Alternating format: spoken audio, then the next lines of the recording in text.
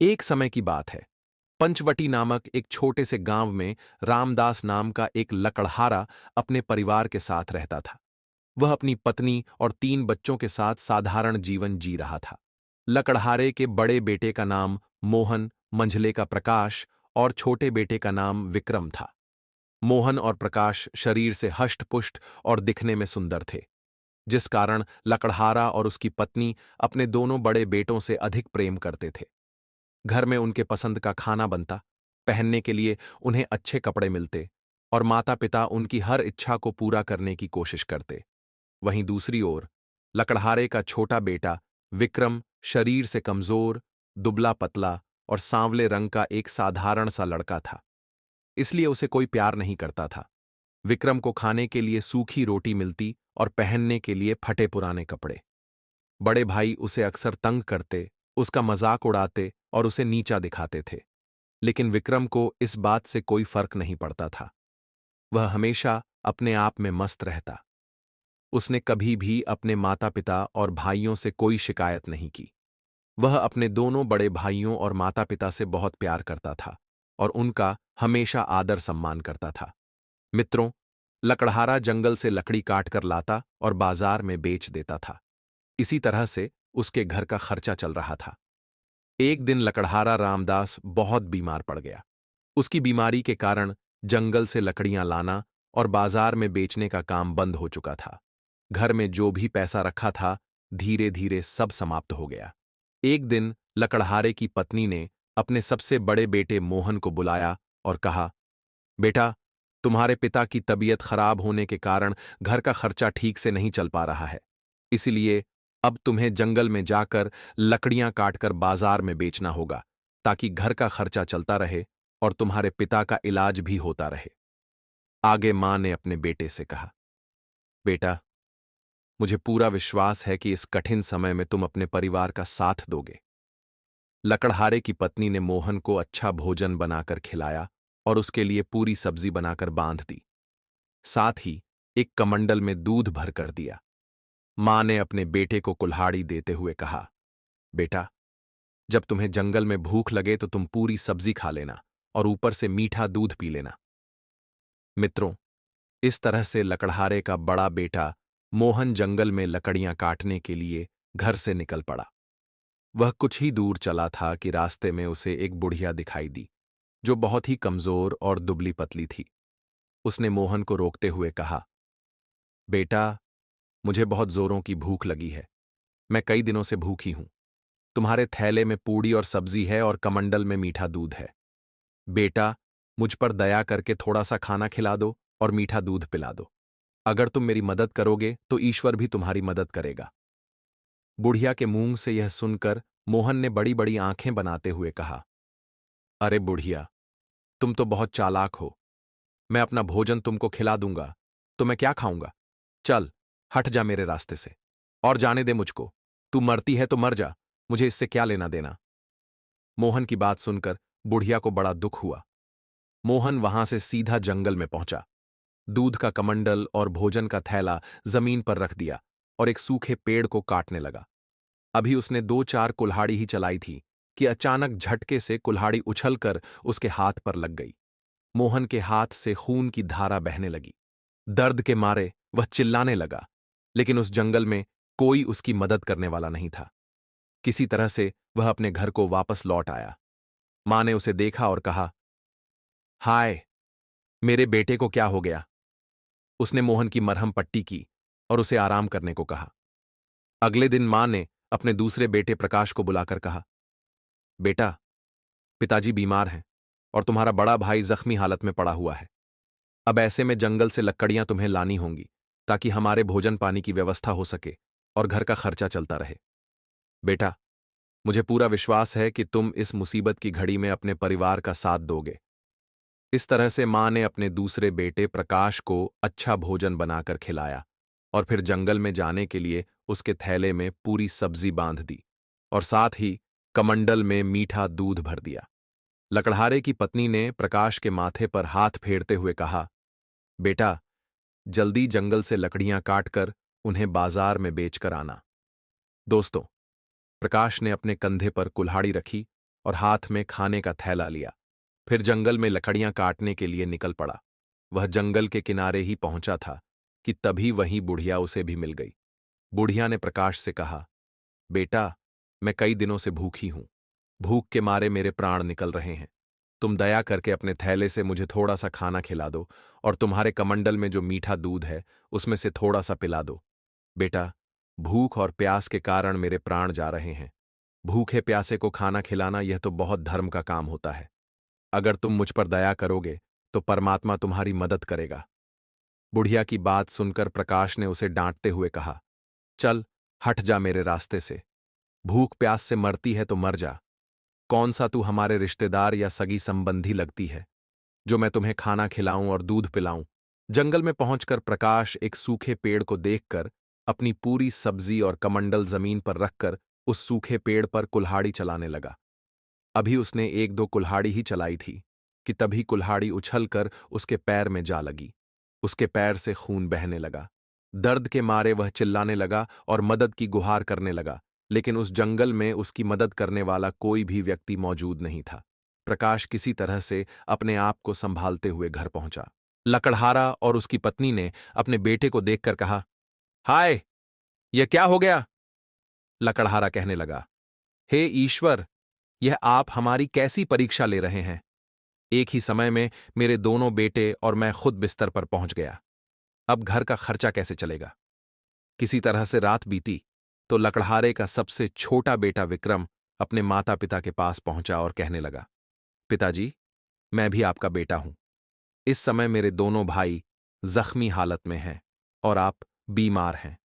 अब ऐसी स्थिति में आप तीनों से घर का काम नहीं हो पाएगा। यदि आप मुझे इजाजत दें तो मैं जंगल से लकड़ियां काटकर बाजार में बेच आऊं। विक्रम की बात सुनकर उसके माता पिता हंसने लगे और कहने लगे, अरे बेवकूफ, जंगल से लकड़ियां काटकर लाना कोई आसान काम नहीं है। अपने माता पिता के मुंह से ऐसी बात सुनकर विक्रम कहने लगा, पिताजी, मैं शरीर से भले ही कमजोर हूं, लेकिन मुझ में हिम्मत है और मैंने अपने बुजुर्गों से सुना है कि जो हिम्मत करके आगे बढ़ता है, ईश्वर उसकी मदद स्वयं करते हैं।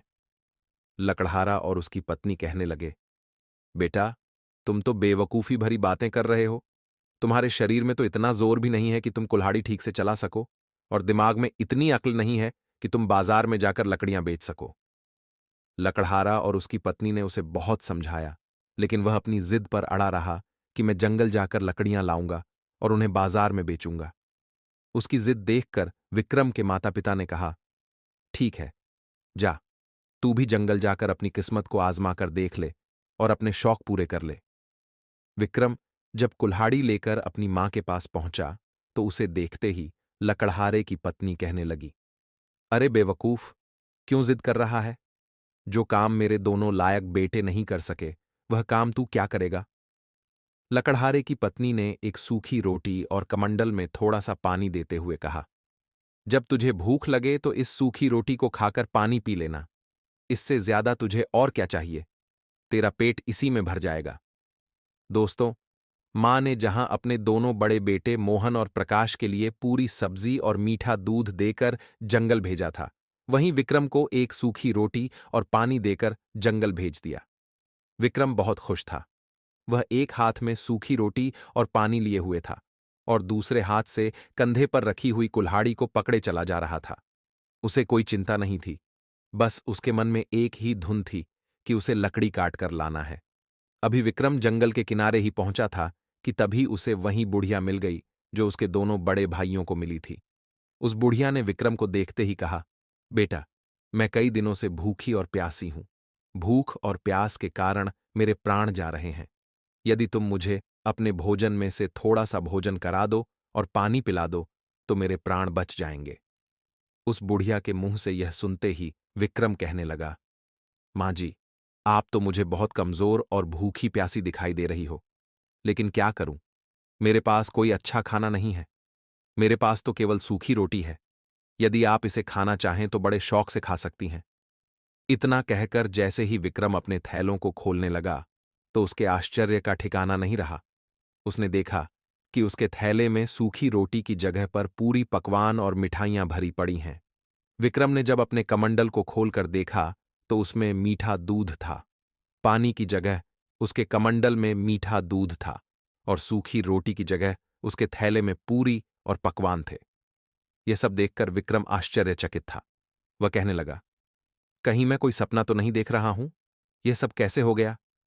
विक्रम की बात सुनकर बुढ़िया कहने लगी, बेटा, यह सपना नहीं, हकीकत है। तुमने मुझ गरीब और लाचार बुढ़िया पर दया दिखाई, ये उसी का फल है। भगवान ने तुम्हें यह दिया है। तुम्हारी सूखी रोटी पूरी और पकवान बन गई और कमंडल में रखा पानी मीठा दूध बन गया। ये सब ईश्वर की दया का परिणाम है। जो लोग दूसरों का भला करते हैं, भगवान उनका भला जरूर करते हैं। विक्रम उस बुढ़िया को खाना खिलाकर जब जंगल की ओर जाने लगा तो बुढ़िया कहने लगी, बेटा, मैं बहुत भूखी थी और तुमने मुझे खाना खिलाया। इसके लिए मैं तुम्हें कुछ देना चाहती हूं। आओ मेरे साथ। इतना कहकर बुढ़िया विक्रम को साथ लेकर चलने लगी। एक पेड़ के पास पहुंचकर बुढ़िया ने कहा, बेटा, जब मैं चली जाऊं तब तुम इस पेड़ को काट देना, तो तुम्हें एक ऐसी चीज मिलेगी जो तुमने इससे पहले कभी नहीं देखी होगी।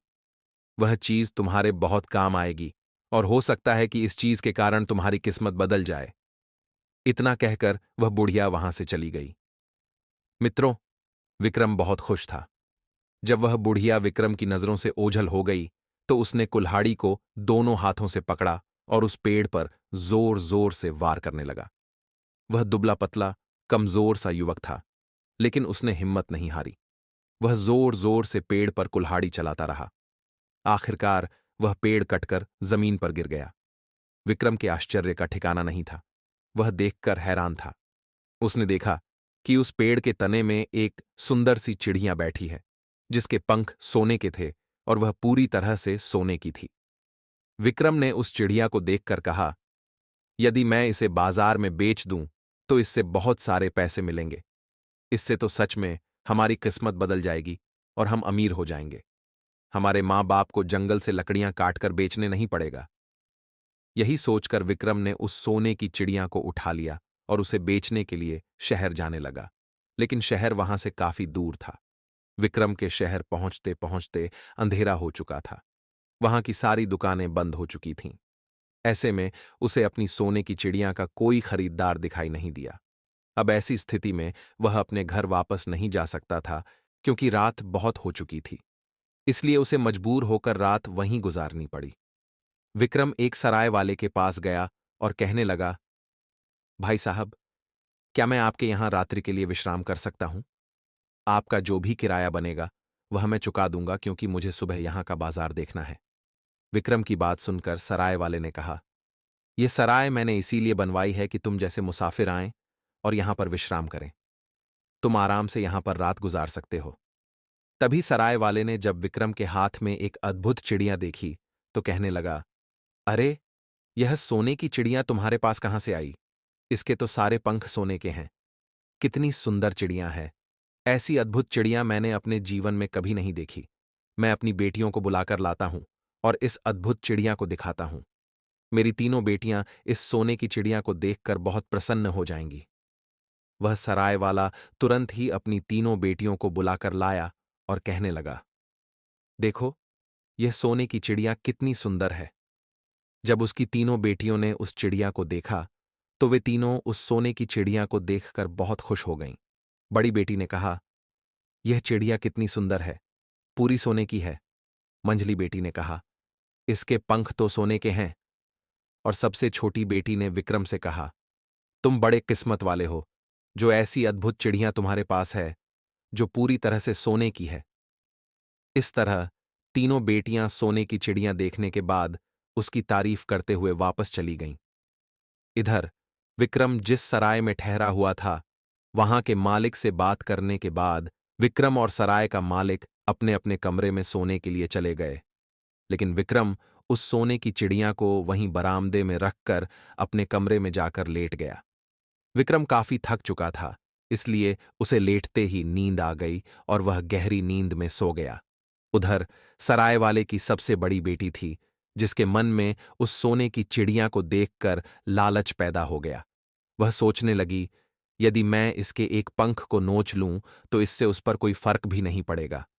यही सोचकर सराय वाले की सबसे बड़ी बेटी उस सोने की चिड़िया के लिए विक्रम के कमरे की ओर बढ़ने लगी। तभी उसकी नजर बरामदे में रखी सोने की चिड़िया पर पड़ी, जिसे देखकर वह खुशी से उछल पड़ी और उसे उठाने के लिए आगे बढ़ी। जैसे ही वह चिड़िया के पंख नोचने के लिए अपने हाथ को आगे बढ़ाती है, उसके हाथ उस चिड़िया से चिपक जाते हैं। वह बहुत प्रयत्न करती है, लेकिन अपने हाथ उस चिड़िया से नहीं छुड़ा पाती और घबराकर अपनी छोटी बहन को बुलाने लगती है। बड़ी बहन की आवाज सुनकर मंझली बहन आती है। उसने आते ही कहा, अरे दीदी, ये क्या हो गया? बड़ी बहन ने कहा, तुम देखती नहीं कि मेरे हाथ इस चिड़िया से चिपके हैं? जल्दी से मेरे हाथ इस चिड़िया से छुड़ाओ। जैसे ही वह अपनी बहन का हाथ छुड़ाने के लिए उस चिड़िया को हाथ लगाती है, वैसे ही उसके हाथ भी चिपक जाते हैं। अब क्या?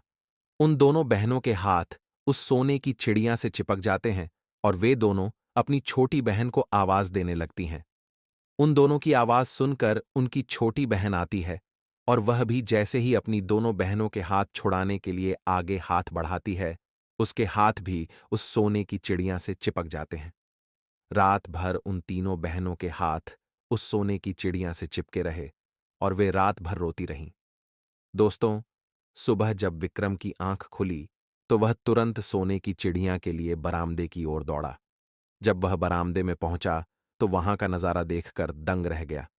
विक्रम विचार करने लगा, जरूर इन तीनों ने इस सोने की चिड़िया को चुराने की कोशिश की होगी, इसीलिए इन तीनों के हाथ इससे चिपक गए हैं। तभी वह सराय वाला भी वहीं आ गया और कहने लगा, अरे दुष्ट लड़के, तुमने यह क्या कर दिया?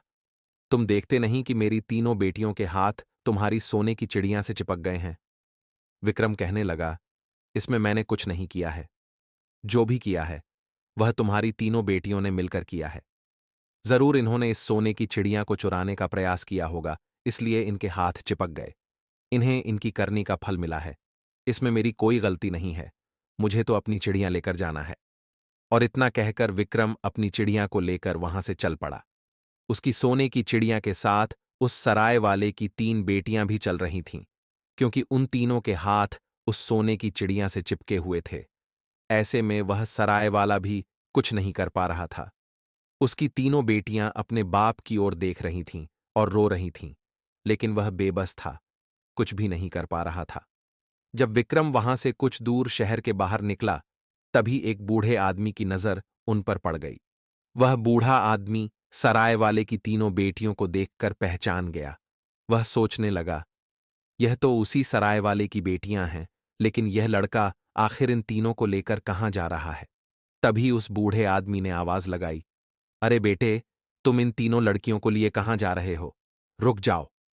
जब विक्रम का उस बूढ़े व्यक्ति की बात पर ध्यान नहीं गया और वह चलता रहा, तब दौड़कर वह बूढ़ा आदमी उन लड़कियों को छुड़ाने के लिए आया। जैसे ही उस बूढ़े आदमी ने उन लड़कियों को पकड़ने के लिए अपना हाथ बढ़ाया, वह भी उनके साथ चिपक गया। वह कहने लगा, यह क्या हो गया? मेरा हाथ कैसे चिपक गया? वह चिल्लाने लगा, बचाओ, कोई मुझे बचाओ। इस तरह से वह जोर जोर से आवाज लगाकर चिल्लाने लगा। तभी वहां से एक राहगीर गुजर रहा था। उस राहगीर ने देखा कि एक लड़का एक चिड़िया को अपने बगल में दबाए चला जा रहा है और उस चिड़िया के पीछे पीछे तीन लड़कियां रोए जा रही हैं और उन लड़कियों के पीछे एक बूढ़ा आदमी जो बचाओ बचाओ की आवाज लगा रहा है। उस राहगीर को कुछ समझ में नहीं आ रहा था और उसने दौड़कर उस बूढ़े आदमी को बचाने के लिए जैसे ही हाथ लगाया, वह भी उनके साथ चिपक गया। डर के मारे वह राहगीर भी चिल्लाने लगा, बचाओ बचाओ, मेरे हाथ चिपक गए हैं। वहीं पर रास्ते में दो किसान अपने खेतों में काम कर रहे थे। उस राहगीर की आवाज सुनकर वे भी उसे बचाने के लिए दौड़ पड़े। जैसे ही उन दोनों किसानों ने राहगीर को पकड़कर पीछे खींचना चाहा, वैसे ही उनके हाथ भी उस राहगीर से चिपक गए। वह दोनों किसान बहुत प्रयास करते हैं अपना हाथ छुड़ाने के लिए, लेकिन वे अपना हाथ नहीं छुड़ा पाते। फिर मजबूर होकर वे पीछे पीछे चलने लगे। अब आगे विक्रम चिड़िया को बगल में दबाए चले जा रहे थे। उनके पीछे सराय वाले की तीनों बेटियां चल रही थीं। उनके पीछे एक बूढ़ा आदमी, फिर उनके पीछे राहगीर और उसके बाद दोनों किसान।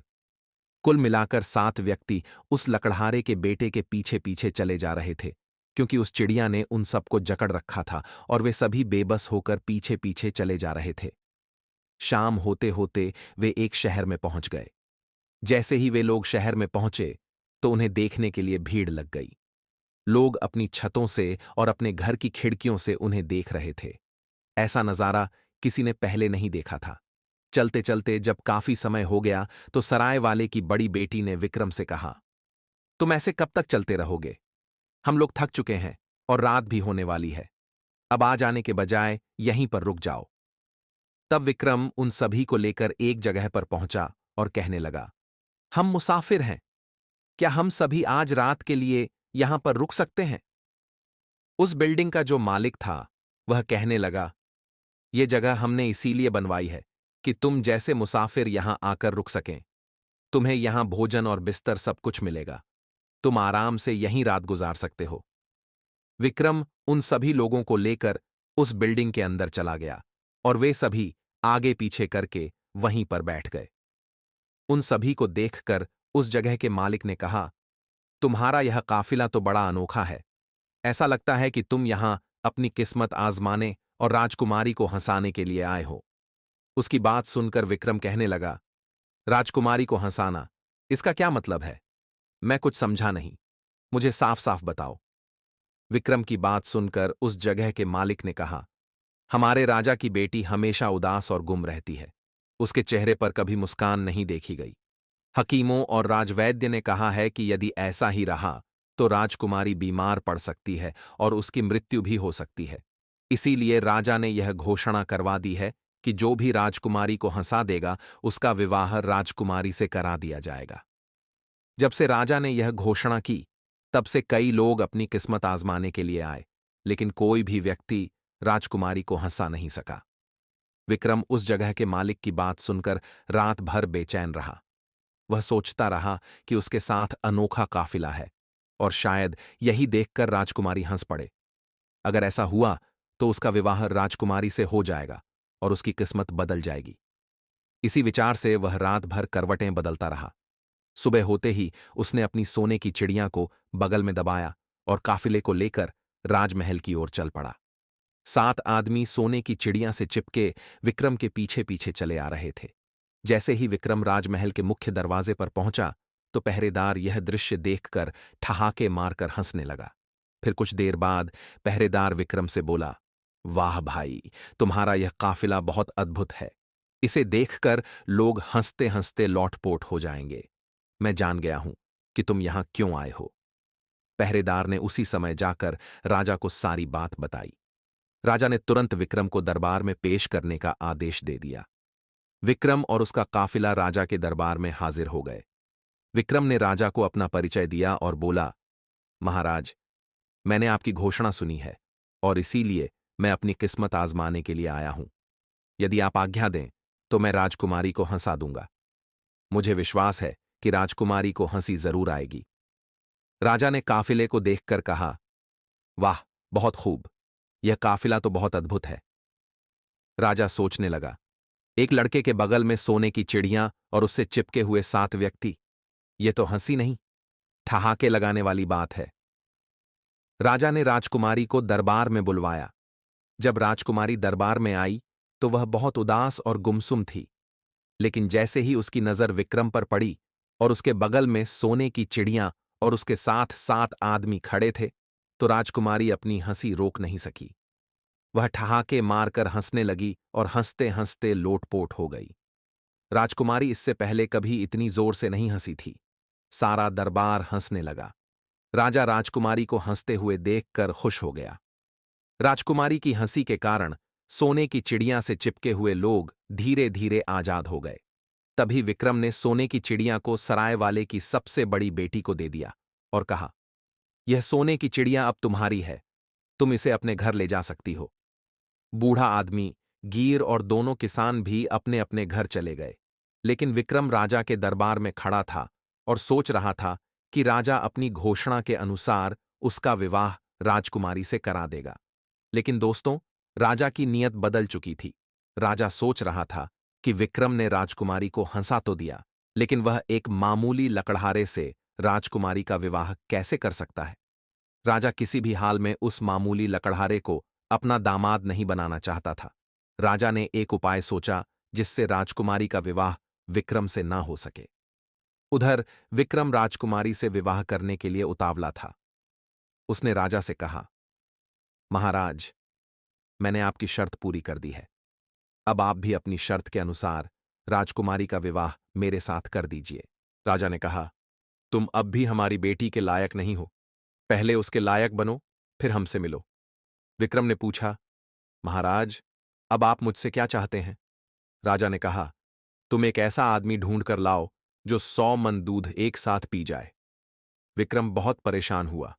वह सोचने लगा, अब ऐसा आदमी कहाँ मिलेगा? इसी सोच में वह उसी जंगल की ओर निकल गया जहां उसे वह बुढ़िया मिली थी। चलते चलते विक्रम सोचने लगा, मैं उसी बूढ़ी मां से अपनी समस्या कहूंगा जिसने मुझे सोने की चिड़ियां दिलवाई थीं। हो सकता है वह कोई समाधान निकाल दे। जब वह जंगल पहुंचा तो उसी पेड़ के पास गया जहां उसे सोने की चिड़ियां मिली थीं। उस पेड़ के पास पहुंचकर विक्रम ने देखा कि वह बुढ़िया रो रही थी। विक्रम ने पूछा, माताजी, आप क्यों रो रही हो? जब बुढ़िया ने देखा, यह तो वही लकड़हारा है जिसने उसे भूख से तड़पते वक्त भोजन दिया था, तो बुढ़िया के आंसू थम गए। तब बुढ़िया ने कहा, तुम बड़े नेक दिल आदमी हो, इसीलिए मैं तुमसे बता रही हूं। मेरे बेटे को बहुत प्यास लगी है। उसने मटका भर पानी पी लिया, लेकिन उसकी प्यास नहीं बुझी। यदि उसे 100 मन दूध मिल जाए तो उसकी प्यास बुझ सकती है। यह सुनकर विक्रम खुश हो गया। वह बुढ़िया के बेटे को लेकर राजा के दरबार में पहुंचा और कहा, महाराज, आप जितना दूध पिलाना चाहते हैं पिला सकते हैं। यह आदमी 100 मन दूध पी लेगा।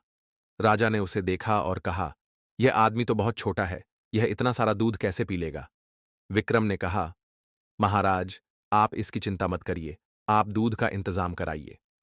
राजा की आज्ञा से दूध मंगवाया गया और उस छोटे आदमी ने दूध पीना शुरू किया। कुछ ही देर में दूध की सारी बाल्टियां खाली हो गईं। दूध पीकर छोटा आदमी एकदम खुश हो गया। उधर दरबार के सभी लोग आश्चर्यचकित थे। जब राजा और राजकुमारी ने यह सब देखा तो वे भी हैरान रह गए कि छोटा सा आदमी इतना सारा दूध कैसे पी सकता है। तब उस छोटे आदमी ने अपने पेट पर हाथ घुमाते हुए कहा, यदि दूध और हो तो ला सकते हो, अभी थोड़ी सी प्यास मुझे और बाकी है। इसके बाद विक्रम उस छोटे आदमी के पास पहुंचा और धन्यवाद देते हुए कहा, आज मैं तुम्हारी वजह से राजा की शर्त को पूरी कर पाया हूं। फिर विक्रम ने बुढ़िया के बेटे को धन्यवाद दिया और उसे विदा कर दिया। वह छोटा आदमी राज दरबार से खुश होकर चला गया। तब विक्रम राजा के पास पहुंचकर कहने लगा, महाराज, मैंने आपकी शर्त पूरी कर दी है। अब आप भी अपने वचन के अनुसार राजकुमारी का विवाह मुझसे कर दीजिए। विक्रम की बात सुनकर राजा ने कहा, लगता है बहुत जल्दी में हो। अभी तुम्हें एक काम और करना है। यह तो बड़ा आसान काम था, तुम कोई कठिन काम करके दिखाओ। इसके बाद राजा मन में विचार करने लगा, अब कौन सा कठिन काम बताऊं जो यह कभी न कर सके। फिर कुछ देर बाद राजा ने विक्रम से कहा, तुम मुझे ऐसा जहाज लाकर दो जो हवा, पानी और जमीन तीनों पर चलता हो।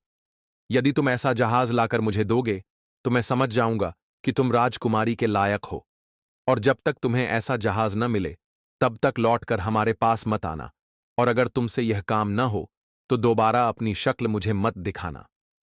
इतना कहकर राजा दरबार से उठकर चला गया।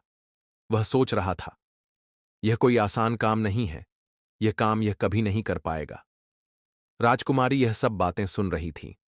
विक्रम के चले जाने पर राजकुमारी ने राजा से कहा, पिताजी, यदि किसी से वादा करो तो उसे निभाना चाहिए।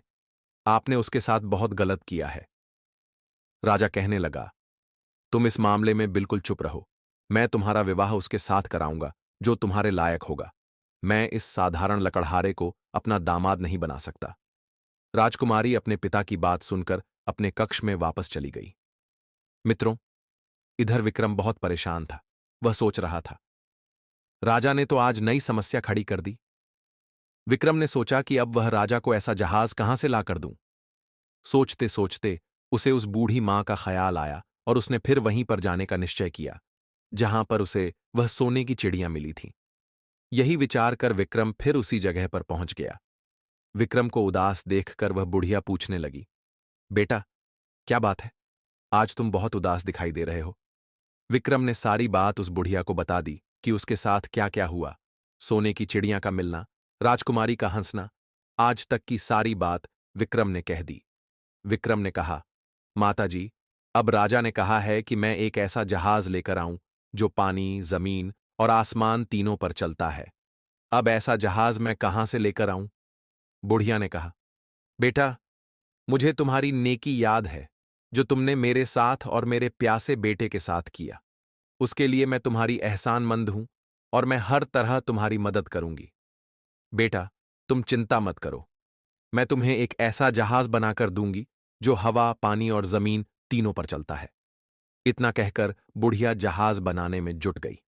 कुछ दिनों के बाद जहाज बनकर तैयार हो गया। विक्रम ने जब वह जहाज देखा तो वह बहुत प्रसन्न हुआ। विक्रम ने उस जहाज पर बुढ़िया को भी बैठाया और राजमहल की ओर चल दिया। राजमहल पहुंचकर जब विक्रम उस जहाज से नीचे उतरा तो राजा के आश्चर्य का ठिकाना नहीं रहा। वह सोच रहा था, कैसे नामुमकिन काम को यह मुमकिन कर रहा है। लगता है नियति भी यही चाहती है कि इन दोनों का विवाह हो, तभी तो जो बातें कोई सपने में नहीं सोच सकता वह उसने मुमकिन करके दिखाया। राजा समझ चुका था कि अब यह मेरी बेटी के योग्य है, अब इससे योग्य और कोई दूसरा नहीं हो सकता। और इस तरह से विचार करके राजा ने राजकुमारी का विवाह विक्रम नाम के उस लकड़हारे के साथ कर दिया। कुछ दिनों के बाद विक्रम उस राज्य का राजा बन गया और इस तरह उसकी किस्मत बदल चुकी थी। जब उसके माता पिता को यह बात पता चली कि उसका जो सबसे बेवकूफ लड़का था, जिसे वे नकारा समझ रहे थे, वह तो बड़ा बुद्धिमान निकला, तो वे भी हैरान रह गए।